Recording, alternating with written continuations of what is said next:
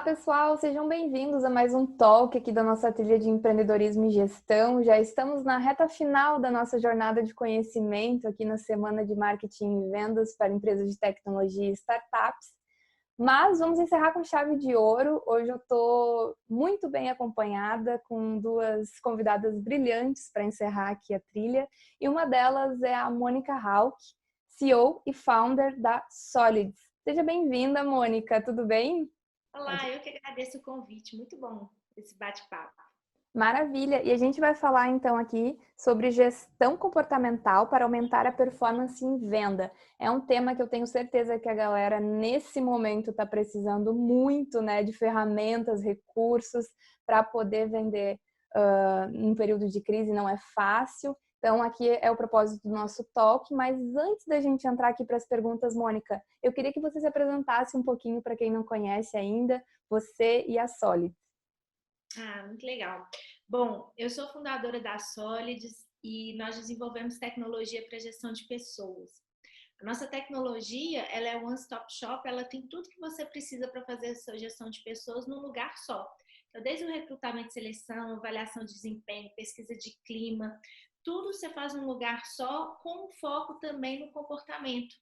Porque a gente sabe que a maioria das pessoas, a gente contrata pelo currículo, mas na hora de demitir, a gente demite pelo comportamento. Então, é exatamente porque nós identificamos que o grande gargalo da gestão de pessoas é a parte comportamental, a gente tem uma solução onde a gente faz um mapeamento comportamental e a gente vai jogando inteligência de dados. Então, o software te deixa fazer tudo de gestão de pessoas num só lugar, ele te entrega inteligência de dados para você tomar decisão sobre pessoas, sempre pensando também não só no técnico, mas também no comportamental das pessoas. Perfeito. E é uma parte da gestão bem importante também nesse momento, porque a gente precisa cuidar das pessoas que fazem o nosso negócio crescer e que fazem a venda acontecer lá na ponta, né? Então, para isso, eu começo aqui te perguntando, na gestão comportamental que é pautada, né, em competências e particularidades dos colaboradores, o que ela leva em consideração para atuar e quais são esses perfis comportamentais? Quando a gente fala em perfil comportamental, eu acho que algumas pessoas, a gente tem que tomar cuidado com alguns mitos, né?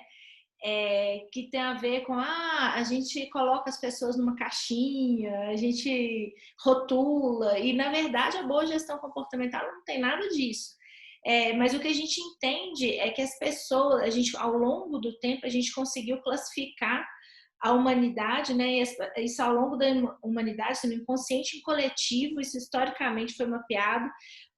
A gente sempre consegue classificar alguns padrões de comportamento e nesses padrões a gente consegue então fazer análise preditiva sobre pessoas, né? Então a gente trabalha com 4 perfis basicamente, que é o comunicador, o executor, o analista e o planejador.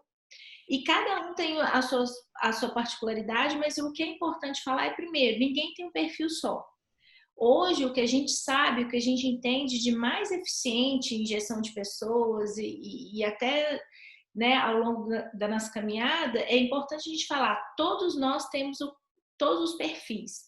O que tem uma variação é o percentual de cada perfil que você tem.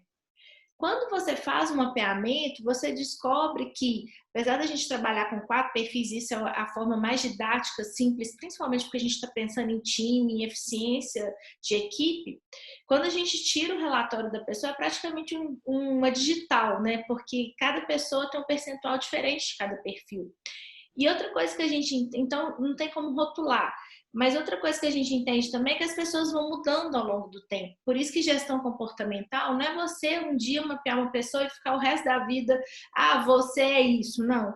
Mas é você ir acompanhando o comportamento ao longo do tempo.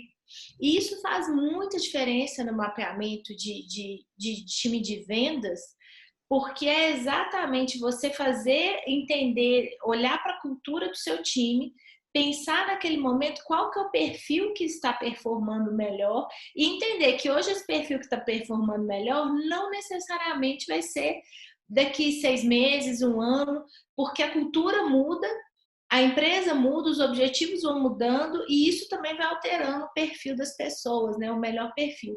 Então, você fazer gestão comportamental nesse contexto, você tem que entender que é uma questão dinâmica, mas extremamente eficiente para você aumentar a produtividade do time. Aqui na Clint a gente costuma dizer que a gente não é, né? A gente está. E aí daqui a pouco ali na frente pode mudar, enfim, principalmente se tu trabalha no desenvolvimento, né, de alguns pontos de melhorias e tudo mais. Então, o que eu vejo de interessante, talvez seja a curiosidade do pessoal também aí que está nos assistindo, é, bom, sei que meu perfil é esse nesse momento, como que eu faço, né, enquanto liderança, mas também enquanto liderado, como que eu faço para desenvolver o que precisa, né? Como que eu trabalho isso? É uma pergunta muito boa, porque a gente tem que pensar algumas coisas. A gente consegue desenvolver sim, mas isso tem um tempo e tem uma energia. Então, uma das coisas que tanto a empresa ela tem que pensar, como o colaborador também, ele tem que pensar, por isso que nós só mapear, por isso que o interessante não é só mapear a pessoa, mas mapear também a vaga. Porque se você tem uma distância muito grande entre o perfil da pessoa e o perfil da vaga, isso significa duas coisas.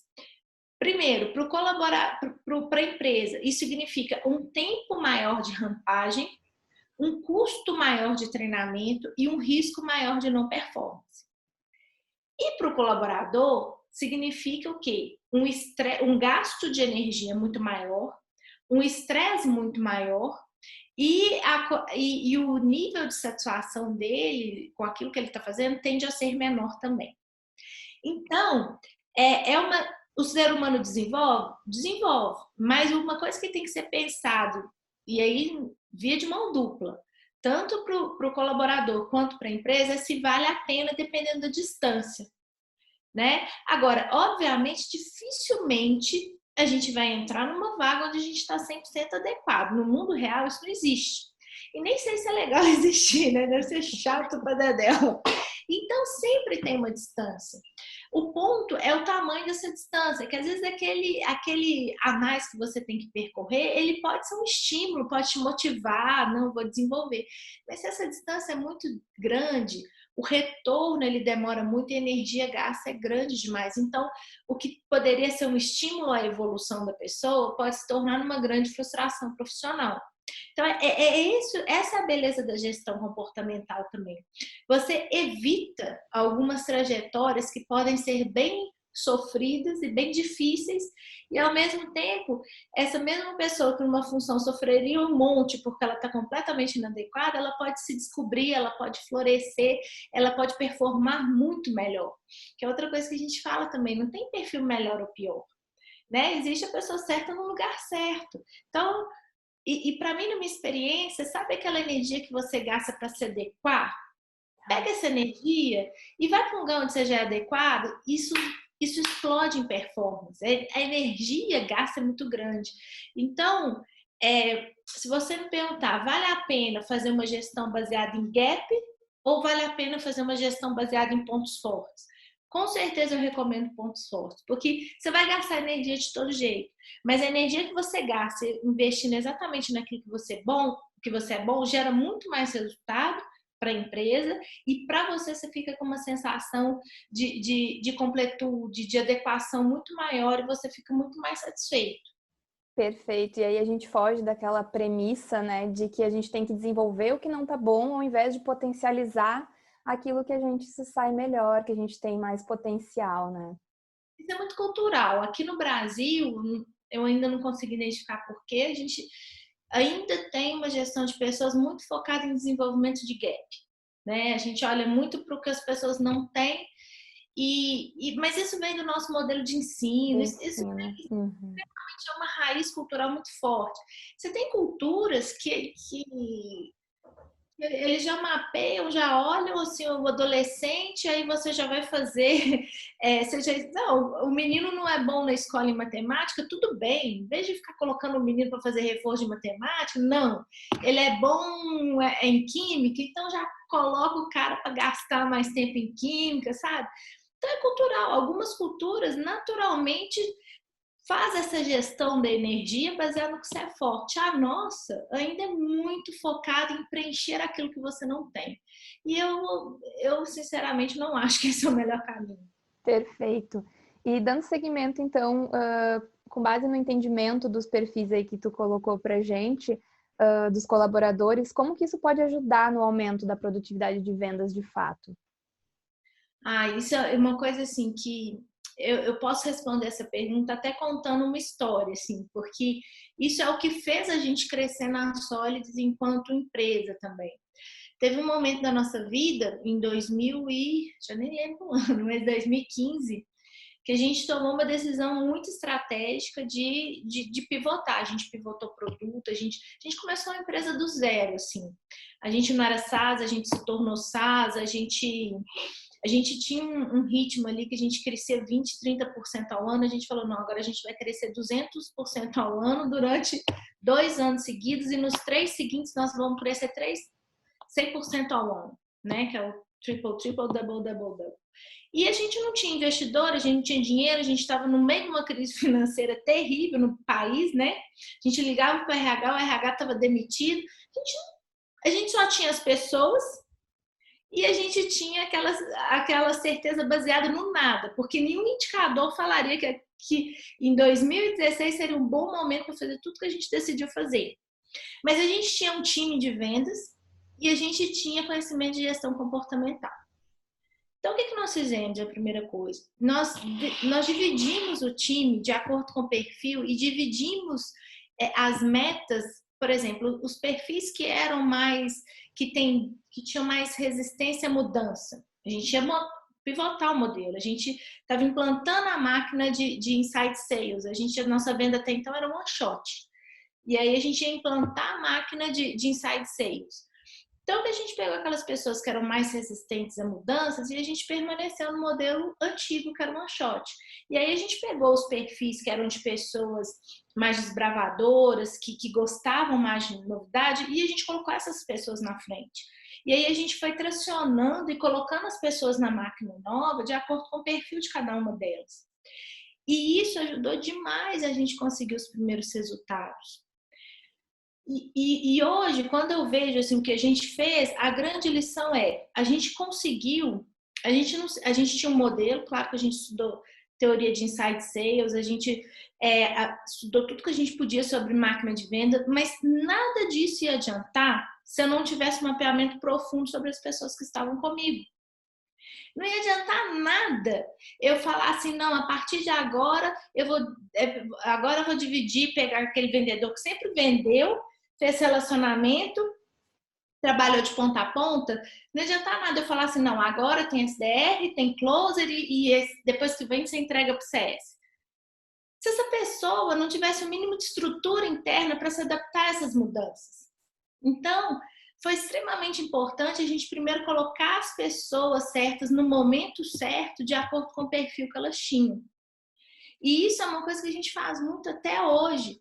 A gente consegue, hoje, quando a gente faz uma contratação, e agora a nossa máquina já está bem grandinha, a gente já tem mais de 70 e 80, a gente já deve estar com umas 80 pessoas só na máquina de MRR nossa comercial, só numa máquina comercial. Uau. Então, assim, cresceu bastante, funcionou. Então, é um case aí de sucesso. É um modelo muito bacana, né? E a gente, encurtando a história que é longa, a gente está no nosso último ano na nossa meta de crescimento e dentro do prazo, dentro da meta. Então, até hoje, para a gente é muito importante essa questão de entender quem é que está entrando para o nosso time comercial, qual é o perfil dele, onde que ele está entrando, porque a gente consegue fazer uma análise preditiva. Hoje tem alguns perfis que nós mapeamos que quando eles entram na minha máquina, eu já sei qual que é a probabilidade dele ser top performance, qual a probabilidade que ele tem de sair, de ter uma rotatividade fora do tempo normal do resto do time. Qual é o líder que vai ter a capacidade de gerir ele de uma forma melhor? Porque tem isso também. A gente já aprendeu uma coisa, tem pessoas que debaixo de uma liderança não funcionam, Aí a gente troca, coloca um outro supervisor e a pessoa desabrocha. E aí, mas os dois líderes dão resultados. O que aconteceu? A questão é que são perfis, as pessoas são diferentes. E às vezes uma liderança que super funciona no perfil não funciona no outro e tudo bem. O segredo está em você entender, fazer o mapeamento e fazer essa gestão estratégica. Isso a gente faz o tempo todo, porque isso também muda ao longo do tempo. Sim. Mônica, a gente está falando aqui para empresas de tecnologia, como vocês, né, com base tecnológica, e para startups também. E tem empresas em diferentes níveis aqui de estágio, né, e tudo mais. Vocês começaram com quantos vendedores vocês tinham na época, lá em 2016? Eu não lembro direito, mas era assim, vamos pôr eu e mais 4, 5. Imagina! E conseguiram escalar em 4 anos para um time com 80, Mais ou menos. beirando. Eu posso estar falando alguma coisa, porque eu já não sei de cabeça, mas a gente estava chegando em 80 pessoas. Então, vocês já passaram basicamente por vários estágios aí, né? E qual, assim, o pulo do gato realmente para escalar, você acredita que foi conseguir encaixar os perfis, né, com as lideranças e cuidar disso de ponta a ponta, desde o recrutamento, provavelmente até a adaptação da galera mais antiga? Exatamente. O ponto é o perfil. Óbvio, gente, que não é só o perfil. A gente tem que ter bons processos, a gente tem que ter uma liderança, né? Mas eu vou focar aqui naquilo que é o nosso tema. A questão do perfil, o que é muito importante. Tem gente que tem até clientes nossos falam, que lindo, vou usar. Usa no recrutamento e seleção. E acha que está arrasando, abafando. E, e gestão comportamental não é um teste. O teste que você faz, o questionário que você preenche, é o primeiro passo, ele é importante. Mas é uma cultura, é uma gestão. É o dia a dia da pessoa. É você, às vezes, no momento, entender que aquele vendedor tá assim, meu Deus, o que aconteceu com esse cara que ele travou? Né? Eu tenho uma rotina que todos os meses, apesar da gente estar com um time já grandinho, né? A gente já está batendo ali as 200 pessoas, mas até hoje eu tenho uma rotina onde eu vejo o gráfico de crescimento de todos os colaboradores, um por um. Legal. E a faxineira tem, eu tenho, todo mundo tem. Então, às vezes a gente olha assim, eu bato o olho no vendedor e a curva, o cara entra num platô. E aí você fica assim, meu Deus, por que esse cara tá no platô? Ou pior, por que esse cara que já estava performando, por que às vezes ele entra numa curva, por que ele vai lá para um vale, né? Ele chegou no pique e agora ele está indo para um vale. E aí, quando a gente vai investigar, vai entender, é super importante. Você volta para o perfil comportamental, né? Nós chamamos de profile. Às vezes eu pego o profile do cara e falo, gente, olha como que esse cara ele é motivado. Olha aqui, esse cara é motivado dessa forma. Será que o líder dele está lembrando disso? Aí é bom reviver. Ou seja, no dia a dia é bom lembrar como as pessoas funcionam, como elas são motivadas, como elas reagem sob pressão. Às vezes o gráfico da pessoa estaciona e aí você vai olhar o contexto é que a meta subiu demais, teve mudança no processo e essa pessoa, o perfil dela não suporta muito bem mudança e ela está ali e o relatório está falando que ela está com índice de pressão muito acima do que é o adequado perfil dela. Então, são coisas que vão acontecer no dia a dia, principalmente em empresa de tecnologia, startup, acontece demais, e que se você não tiver, né, essa cultura, né, porque de olhar, porque, por exemplo, no nosso relatório, a gente não tem só qual perfil é a pessoa. Tem lá alguns índices que são importantíssimos, que mostram como que a pessoa está reagindo sob pressão, como que ela está percebendo a pressão externa. Então, às vezes, você está com um time que a estratégia foi mudando e que está sentindo a pressão de uma maneira muito grande. E aí você tem que pensar não só na gestão dessa pessoa, mas também quem são as próximas pessoas que você vai colocar para compor esse time. Porque essa pressão precisa ser dividida. Então, é o dia a dia, não é assim, o recrutamento e seleção ajuda demais? Ajuda. Mas entender que a gestão comportamental é para o dia a dia, isso dá muito mais resultado. Perfeita colocação. E aproveitando, já que está falando de várias variáveis aí, né, que tem que ser cultural mesmo, e de algum, já levantou alguns indicadores, a minha próxima pergunta é justamente essa. Como que é possível, então, por meio da gestão comportamental, criar esses times, né, de alta performance, e quais dados que a gente precisa acompanhar e cruzar para isso? Eu gosto, assim, eu gosto de, no mínimo, mapear o time a cada 6 meses, exatamente porque tem alguns índices que a gente chama que são situacionais, que eles mudam. Então, tem tempo que, por exemplo, o índice de exigência do MEI, que é exatamente o índice que acompanha o quão a pessoa está sentindo a pressão externa. Se você tem um time onde 90% está com esse índice de exigência do MEI muito alto, a tendência é você ter problemas de absenteísmo, afastamento por doenças. Você tem várias correlações ali que são negativas para a gestão de pessoas, que você tem que falar, opa. Então, eu gosto, o ideal, assim, dependendo do ambiente, se você tem um ambiente muito dinâmico, é bom você acompanhar num período mais curto. Se você tem um ambiente estável, você pode esperar mais um pouquinho. Mas o ponto é, você tem como acompanhar isso pela gestão comportamental. Você tem um time que 90% dele está com energia muito baixa. Peraí, é hora de você olhar como é que está a liderança. Será que o líder que você contratou, às vezes a gente olha um líder de mercado e fala assim, putz, é esse cara que vai e paga caro, faz uma contratação pesada pro cara, porque o cara lá na empresa tal arrasou, bombou, e chega aqui, chega na sua empresa, não só ele não dá resultado, como também o time paralisa. O que aconteceu? Né?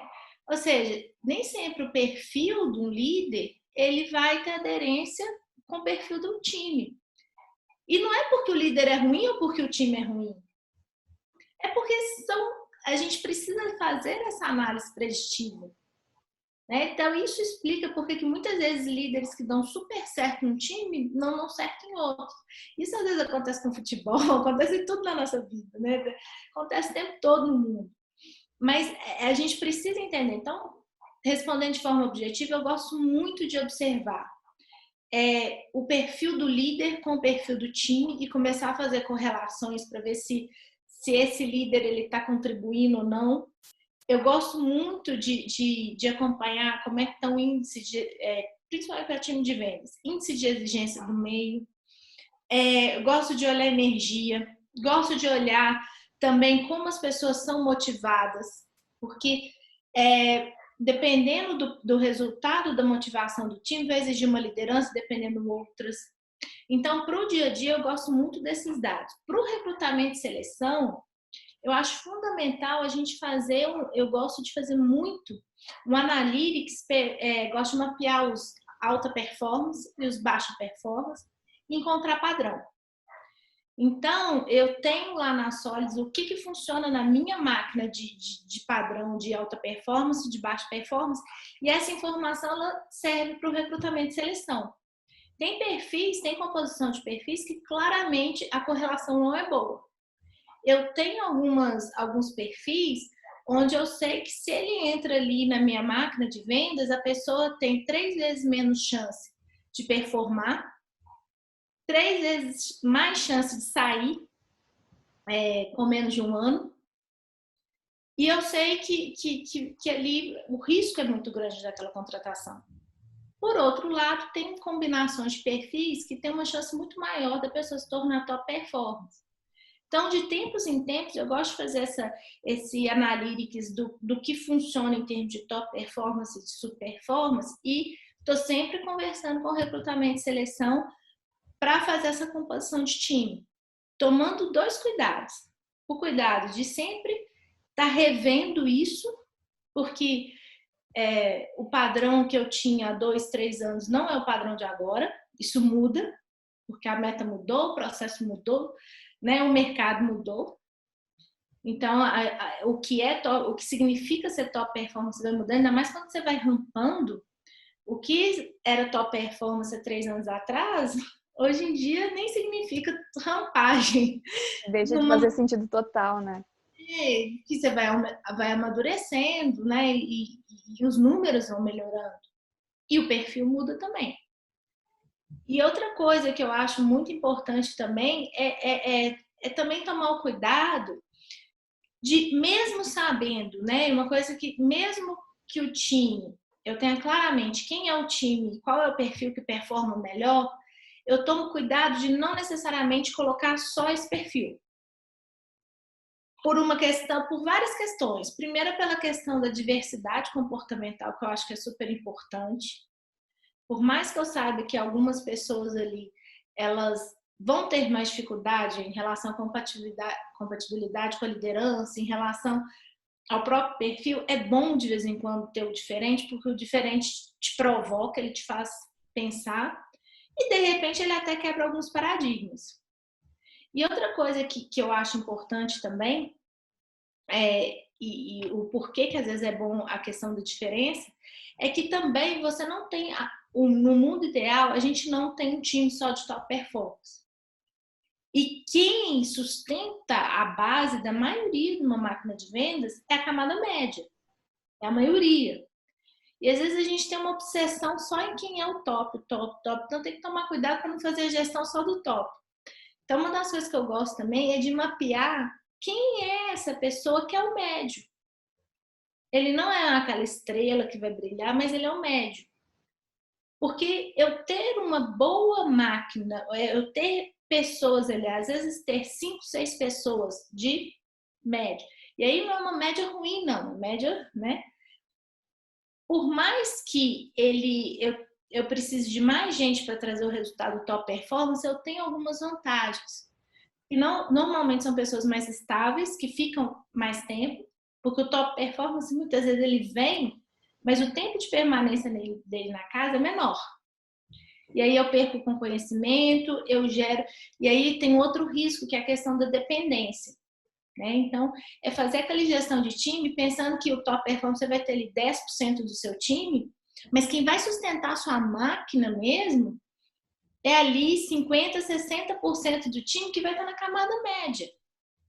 Porque se eu faço uma gestão só focada no top, o top adoece, o top sai da empresa, e aí você cria uma dependência, fica mais vulnerável, sabe? Então, é essa gestão também de entender quem é o top, mas entender também quem é a sua base. E cuidar dessa base. Maravilha.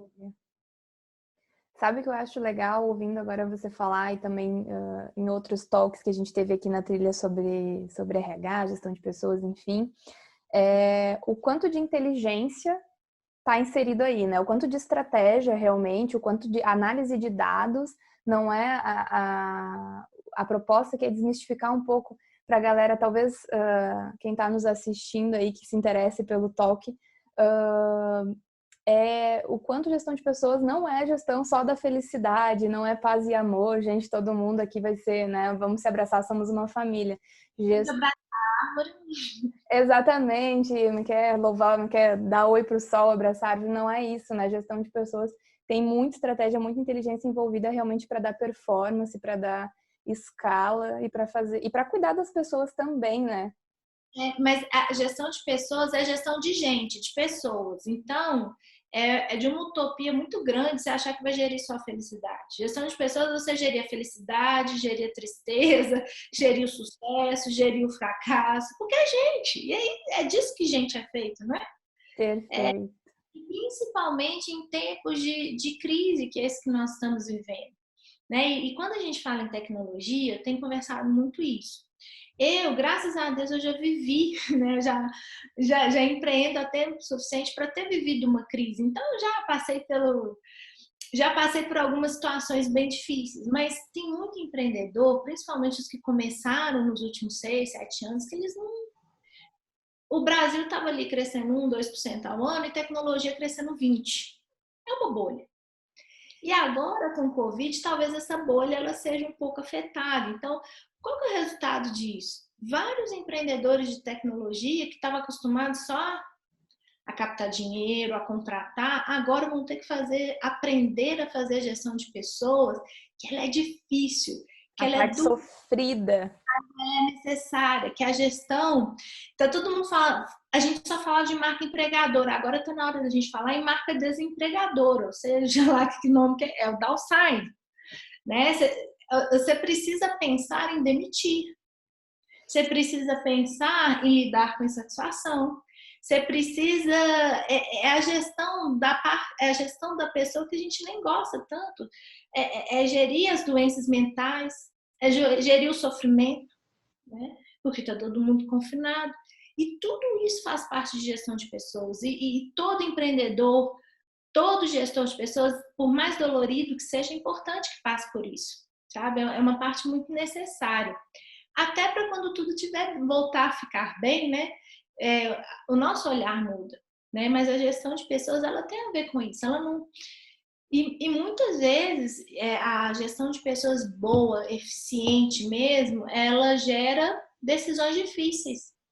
Decisões que às vezes não passam pela felicidade, mas elas são necessárias, né? Então, e agora vai ser uma excelente oportunidade. Muita gente vai aprender isso.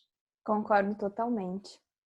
Falando agora um pouquinho em recrutamento e seleção, então.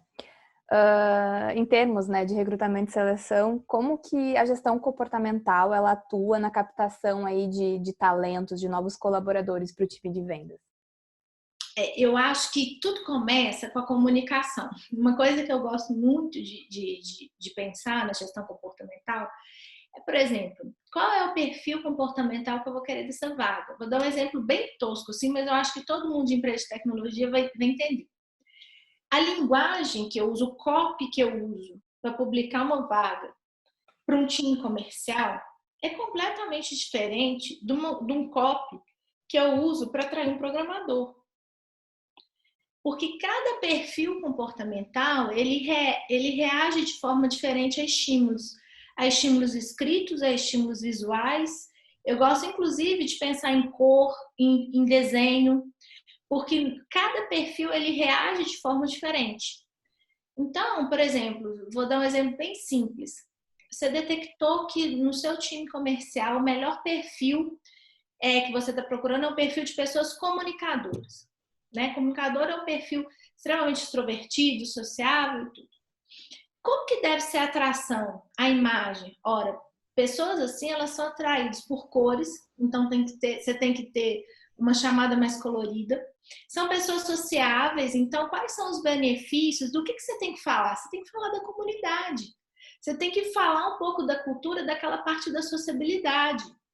Se tiver happy hour, o happy hour conta. Se tiver, quais são os benefícios que tem a ver com isso? Isso conta. Agora, diferente de um perfil, às vezes, técnico, que as pessoas não são tão sociáveis, elas são mais técnicas. Se você manda esse mesmo copy, olha, venha para um time, venha trabalhar junto, a pessoa vai arrepiar, ela vai passar longe da sua vaga.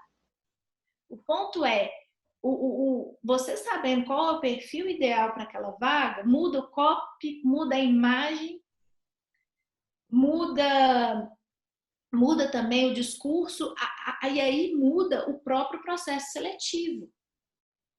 Se você faz ainda dinâmicas de grupo, cada dinâmica de grupo ela tem que estar coerente com aquele perfil que você quer atrair. Eu já cansei de ver o perfil, por exemplo, às vezes o perfil ideal para a vaga é um perfil de analista, que são pessoas mais introvertidas, que elas não são tão sociáveis e não têm muita oralidade. E aí o recrutador vai lá e coloca uma dinâmica, vou começar de grupo, já deu errado aí.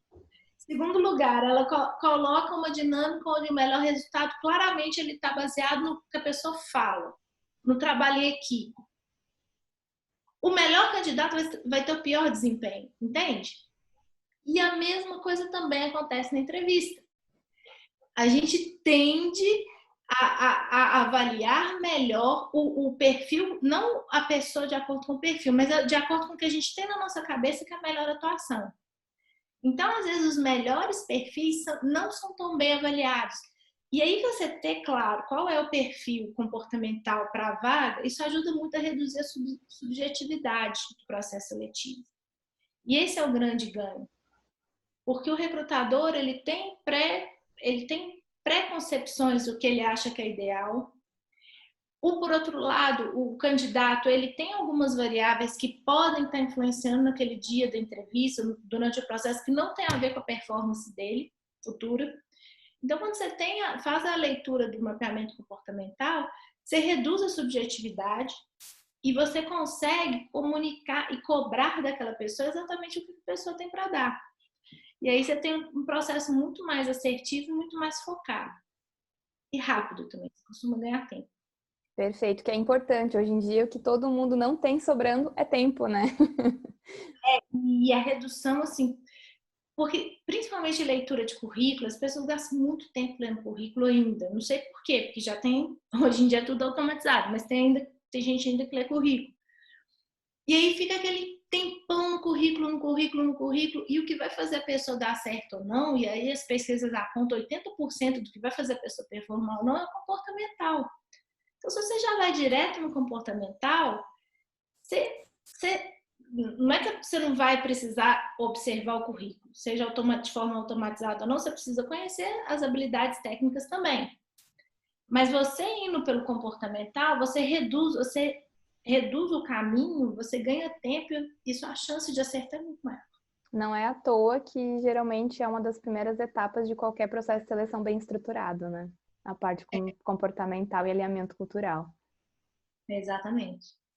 Mônica, para a gente encerrar aqui o nosso papo, então, que está muito bom, eu sei, mas a gente precisa ir para o finalzinho já. Uma dica importante, eu acho que é relevante a gente pontuar aqui, nesse momento de crise, né, que é bastante comum que haja uma queda, né, no interesse de consumo e de compra em muitas empresas, como que o time de vendas pode ser impactado e como que os líderes podem ajudar nesse momento? Eu acho que óbvio, né? Pensando, vamos sair um pouquinho da questão de perfil comportamental, mas falando de comportamento. Isso é uma coisa que a gente tem feito muito na Solids, a questão de todo mundo, a nossa comunicação, ela tem que estar 30, 50 mil vezes melhor do que ela era antes. E comunicação do quê? Primeiro, a comunicação da narrativa. O que a gente vai comunicar com o público? Dependendo do mercado que você está, não faz o menor sentido você continuar usando o mesmo discurso de venda, o mesmo. Imagina um SDR, fala, e aí, como é que tá? Tá tudo bem? Eu sei como é que tá. Ou você tá confinado em casa, ou você tá tendo que fazer uma lista de demissão, sabe? Então, ou seja, a comunicação de qual que é a narrativa que vai ser usada, ela é muito importante.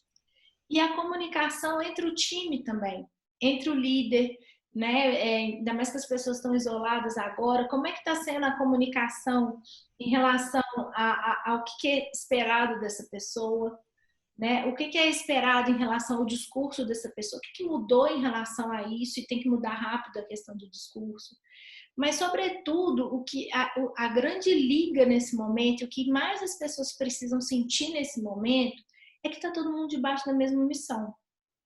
Porque pensa, se você tá conectado, mas você está em casa, e se você ainda cai na besteira de assistir Jornal Nacional todo dia, e aí você vai, e é só notícia, é só desgraça, você está em casa.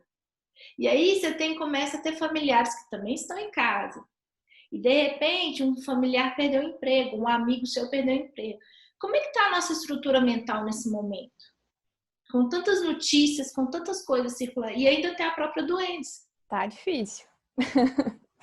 Então, a gente não tá, nós não estamos em tempos normais, mas como que um líder pode ajudar nesse momento? O que me motiva? O que me conecta realmente? Primeira coisa, você ter certeza que você ainda faz parte de um time. Porque nós somos seres sociais, nós somos um bando que gosta de estar unido. Por mais que uns tenham mais necessidade que outros, nós precisamos nesse momento, um líder tem que mostrar para o time de que nós somos um time, nós continuamos sendo um time. Não é porque está cada um na sua casa que essa liga social foi desfeita, ela só foi reconfigurada. Então, criar rituais, criar rotinas, novas rotinas, não só que a gente passe a comunicação, mas que também a gente comunique que nós continuamos unidos de alguma forma. Isso é importantíssimo. A outra coisa importante também é que eu não tenho mais aquele. A gente tinha a falsa sensação de que se o líder ficasse ali no cangote, né, principalmente vendo, né, o famoso, tem até a expressão, tocar o bumbo, né, ficar tocando bumbo. O líder tem que tocar bumbo. Agora não tem líder fungando o seu cangote para fazer se você fechou, se você fez reunião, não tem. Então, o que liga agora um time comercial, um time de vendas? É o propósito. E como é que um líder tem que agir? Com confiança, porque por mais que você tenha processo, você tem que confiar que o seu time está na mesma missão que você. É a única coisa que nesse momento vai garantir que as coisas continuem, né? Que a gente continue nesse novo normal aí, que quando a gente sai de casa, que a gente vai descobrir como que é esse novo normal nosso. Mas, fundamentalmente, líderes e liderados têm que ter um pacto muito forte de confiança, de unidade de propósito, tem que estar todo mundo debaixo da mesma missão e, principalmente, uns tendo que suportar os outros. E suportar não no sentido de tolerar, mas de dar suporte. Né? É tudo muito novo, não só para quem acabou de entrar no time comercial, é novo para o líder, é novo para o CEO, é novo para o cliente. Está todo mundo vivendo novo. Então, a gente precisa exercer essa cultura de suportar uns aos outros, igual a Bíblia mesmo fala, no sentido de dar suporte. Porque vai ter dia que seu líder não vai saber o que fazer. Mas aí você vai lá e motiva. Vai ter dia que o seu time, que o seu vendedor mais antigo não vai saber o que fazer. Mas aí você vai lá e ajuda. Então, esse olhar de um suportar o novo para que todo mundo atravesse isso é muito importante. Ai, que maravilha! Não tinha melhor maneira de concluir aqui, senão com essa mensagem tão necessária, onde está todo mundo todo dia aprendendo mesmo a lidar com essa situação. Tá todo mundo no mesmo barco, gente. Todo mundo, por mais que tenha se preparado para uma gestão de crise a maior possível, essa é novidade para todo mundo. É o Cisne Negro, né? É um evento que nunca aconteceu, você não tem parâmetro, né?